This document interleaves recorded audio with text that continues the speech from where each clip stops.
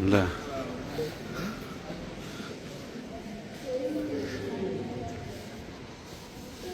एयरपोर्टै हो भाइ यो विदेश जाने मान्छे छैन त के भन्ने अरे बा बालेनले शपथ खाएको छैन एयरपोर्ट खाली भइसक्यो ल जाने मान्छे छैन बालेनले शपथ खाएको छैन यहाँ एयरपोर्ट आउँदा एयरपोर्टमा सुन्ने सबै खाली एउटा नयाँ चाहिँ एउटा भिजन चाहिँ लिएर आएको भनेको यो हो क्या ल एयरपोर्ट आएकै छ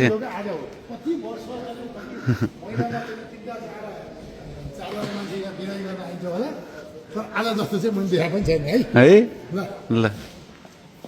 यस्तो खाली त मैले पहिलोचोटि देखेँ पहिलोचोटि होइन ल ल हेर्नुहोस् है यहाँलाई बस पार्कमा पनि बरु 2-4 जना मान्छे होला तर एयरपोर्टमा चाहिँ कति 1 2 3 4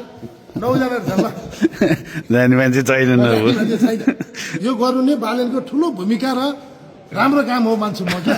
नेपालमै स्वदेश काम विकास गरेर होइन विकास गर्नु नै यो उत्तम काम हो है यो सबै जनताले चाहिँ बुझ्न पर्ने र हेर्न पर्ने